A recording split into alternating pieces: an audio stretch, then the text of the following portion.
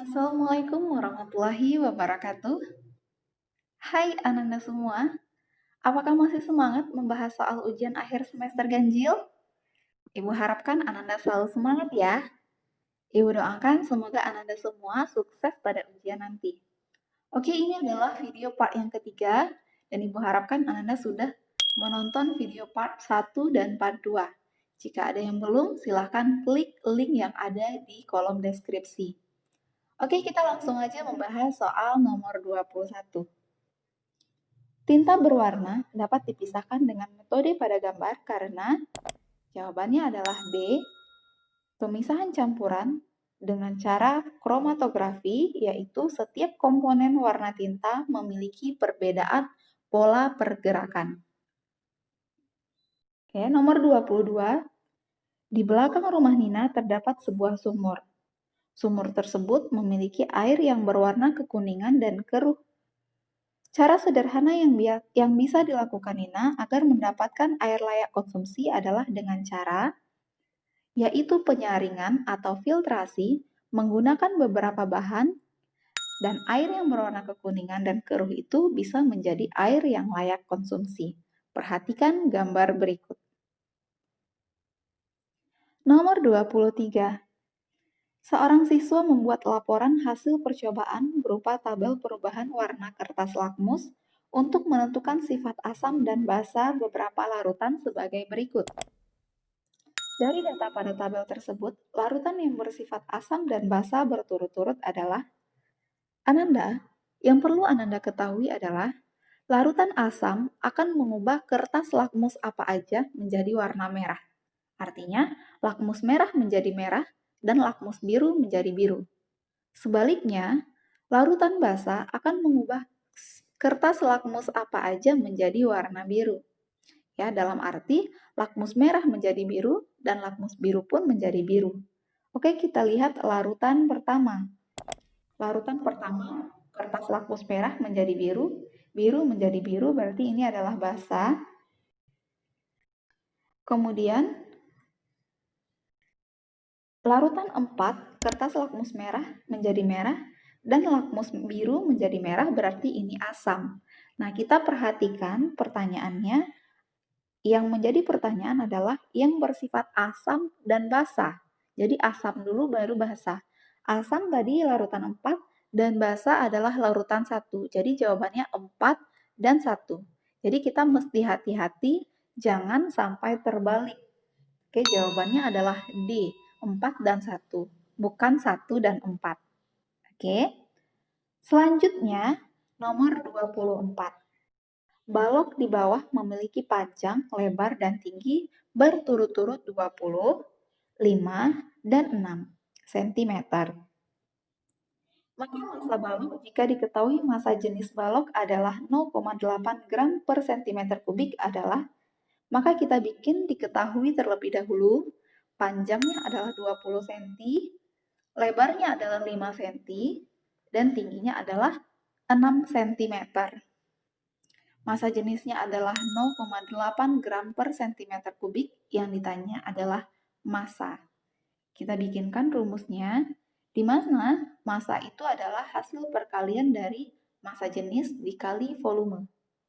Nah, kita cari dulu volumenya, yaitu panjang kali lebar kali tinggi. Didapatkan hasilnya adalah 600 cm kubik. Nah, kita dapatkan massanya, yaitu massa jenis dikali volume, yaitu 0,8 gram per cm kubik dikali dengan 600 cm kubik, didapatkan hasilnya adalah 480 gram. Jawabannya adalah B.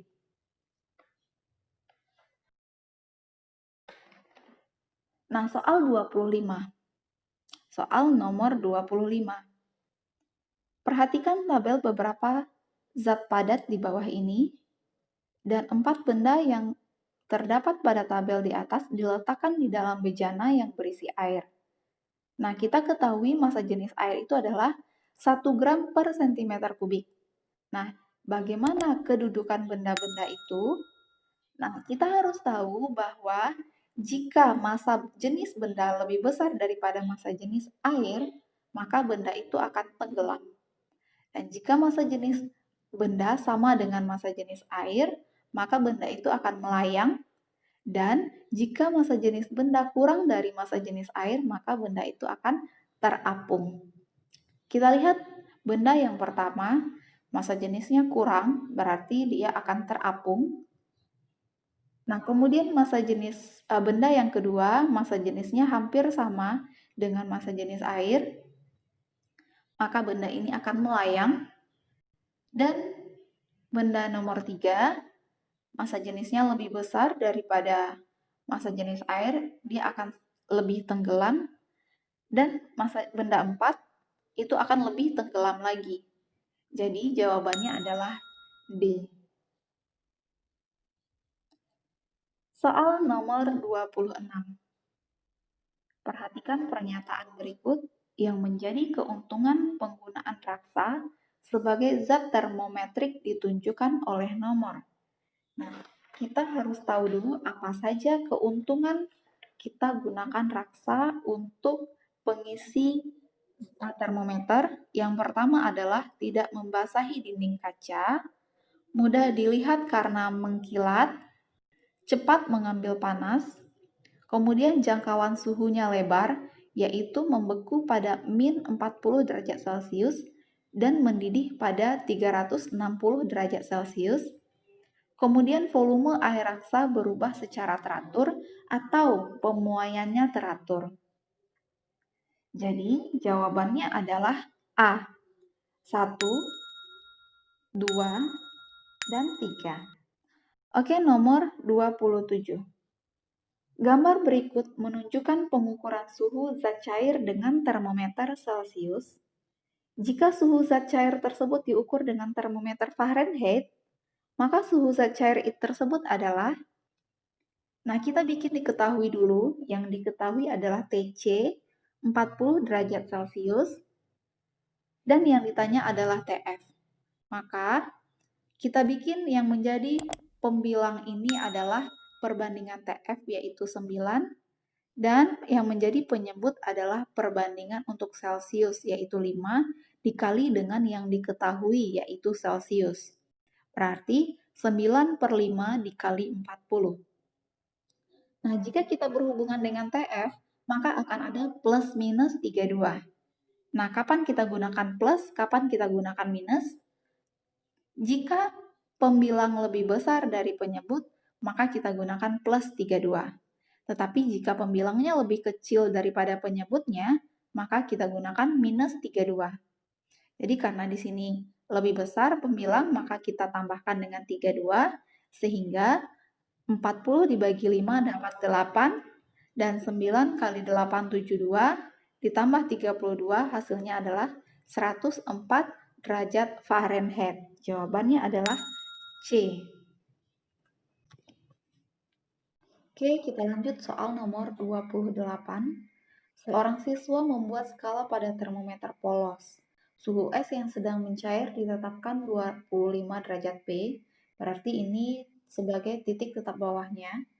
Dan suhu air mendidih ditetapkan 225 derajat P, yaitu ditetapkan sebagai titik tetap atas. Termometer P digunakan untuk mengukur suhu air 60 derajat Celcius, berarti ini kita bandingkan dengan termometer Celcius nanti. Dan suhu yang ditunjuk oleh termometer P adalah, nah untuk mengerjakan soal ini, langkah pertama yang kita lakukan adalah kita gambarkan termometer P dan C dengan titik tetap atas dan titik tetap bawahnya seperti gambar ini. Nah, kita bikinkan termometer P, titik tetap bawahnya adalah 25, titik tetap atasnya adalah 225, dan untuk termometer Celcius, titik tetap bawahnya adalah 0 derajat Celcius.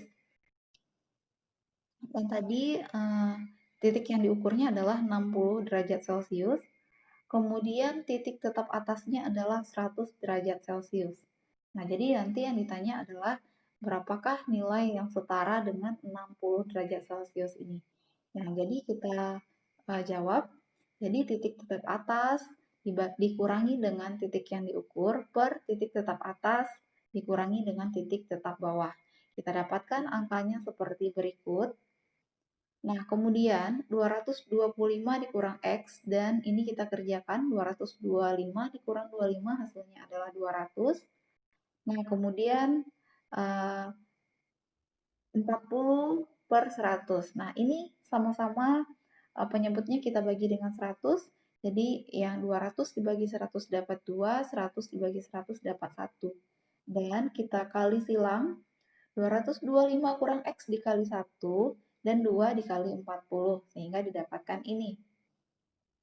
Nah, jadi X atau termometer P didapatkan nilainya adalah 145 derajat P.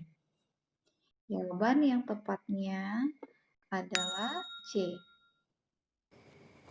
Nah, baik, kita perhatikan soal nomor 29, kita bikin diketahui terlebih dahulu.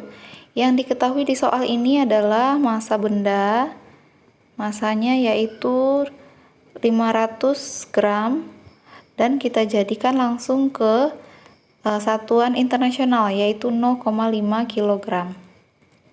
Nah, oke. Kemudian kalor jenis S yang diketahui yaitu lambangnya adalah CS, yaitu 2100 Joule per kilogram derajat Celcius. Nah, selanjutnya itu kalor jenis air, lambangnya adalah C air. Nah, yaitu nilainya adalah 4200 Joule per kilogram derajat Celcius. Nah, kemudian selanjutnya ya adalah kalor lebur S atau L ya. Nilainya adalah 336.000. Nah, ini satuannya adalah Joule per kilogram aja harusnya, nggak pakai derajat Celcius. Yang ditanyakan di sini adalah yaitu kalor pada proses BCD, yaitu GBCD. Oke. Nah, untuk menjawab ini kita perlu mengetahui, nah, kita cari QBC terlebih dahulu, di mana QBC itu adalah proses peleburan. Nah, di mana rumusnya adalah Q sama dengan M kali L. Nah, kita tahu M-nya adalah 0,5 dikali L-nya ya 0,5 kg ya. 0,5 kg. Oke, kita hapus dulu. Nah, 0,5 kg dikali L-nya yaitu 336 Joule per kilogram, sehingga kilogramnya kita coret, tinggal lagi nanti hasilnya Joule. Ini hasilnya adalah 168.000 Joule. Oke, setelah QBC kita dapatkan, maka kita cari lagi kita cari QCD. Nah, QCD itu adalah QCD yaitu adalah proses perubahan suhu, di mana rumusnya adalah M kali C. Nah, di sini C-nya dia wujudnya udah berbentuk air, maka kita bikin C air kali delta T ya. Nah, di mana M 0,5. Oke.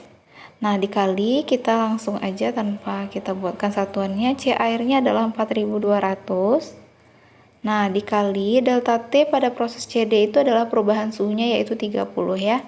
Nah, 0,5 kali 4200 yaitu 2100 dikali 30 hasilnya adalah 63.000 Joule. Nah, maka untuk rumus QBC itu adalah rumus QBCD ya. Adalah QBC tambah dengan QCD. Nah, QBC yaitu 168.000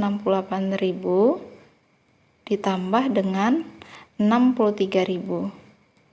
Nah, hasilnya yaitu kita tambahkan 231.000 Joule. Jadi jawabannya adalah D. Nah, untuk menjawab soal nomor 30 ini sangat gampang sekali, di mana air bersuhu 40 derajat Celcius, nah digabungkan dengan alkohol bersuhu 30 derajat Celcius. Nah, jadi ini suhu akhirnya itu adalah di antara 30 dengan 40. Nah, yang pada pilihan gandanya yang option antara 30 dan 40 yaitu 35. Nah, kita langsung tahu. Jadi jawabannya adalah 35 yaitu B. Nah, tapi saya akan membagikan dari mana sih kita mendapatkan angka 35 ini. Nah, untuk rumusnya ini adalah hukum kekekalan kalor. Nah, di mana kalor yang dilepaskan itu akan sama dengan kalor yang diterima. Nah, di sini yang melepaskan kalor siapa? Yang melepaskan adalah air karena suhunya lebih tinggi, dan yang menerima kalor adalah alkohol karena suhunya lebih rendah. Nah, rumus Q lepas sama dengan Q terima. Q lepas sama dengan Q terima. Nah, aduh, tulisannya jelek sekali. Nah, M kali M ini berarti M air ya. Nah, dikali C air. Nah, dikali dengan delta T, berarti suhu akhirnya yaitu lebih rendah daripada 40, maka 40 dikurang TA, yaitu suhu akhir. Nah, kemudian M-nya yaitu M alkohol, ya, MALK aja. C-nya yaitu C alkohol. Nah, kemudian suhu akhirnya lebih tinggi dari 30, maka TA kurang 30. Oke. Nah, kemudian kita masukkan M air kita berapa? Massa airnya adalah 400. Oke. 400. Kemudian C airnya berapa? Kalor jenis airnya yaitu 4200. Nah, kemudian kita kalikan 40 kurang TA sama dengan massa alkohol yaitu 800, C alkohol yaitu 2100. Ya, kita tidak usah memasukkan suhunya, satuannya maksudnya. Nah, kali TA kurang 30. Nah, ini sama-sama kita bagi 400 dapat 1, dan bagi 400 dapat 2. Nah, ini juga kita bagi 2100 dapat 2. Ini kita bagi 2100 dapat 1. Nah, oke, kita perkecil dulu layarnya. Nah, kemudian, nah ini 1 kali 2, 2. Nah, dikalikan ke 40, berarti dapatnya adalah 80 dikurang 2TA, kurang 2TA, sama dengan 2 kali 1, 2 kali TA, yaitu 2TA. Ya, 2 dikali min 30, berarti min 60. Nah, TA-nya sama-sama kita pindahkan, 80 tambah 60 ya sama dengan 2TA tambah 2TA ya. Nah, kemudian berarti 4TA sama dengan 140. Nah, berarti TA-nya adalah 35 derajat Celcius, sama seperti yang kita bicarakan sebelumnya. Nah, ini dia. Nah, jadi kelihatan bahwasanya setelah air bersuhu 40 derajat Celcius digabungkan dengan atau dicampurkan dengan alkohol 30 derajat Celcius, maka suhu akhirnya adalah 35 derajat Celcius dengan massa air dan massa alkohol yang diketahui sebelumnya. Oke, demikian dulu pembahasannya untuk part yang ketiga ini. Kita sudah membahas nomor 21 sampai dengan 30. Next, kita lanjut ke part yang keempat, yaitu nomor 31 sampai dengan nomor 40.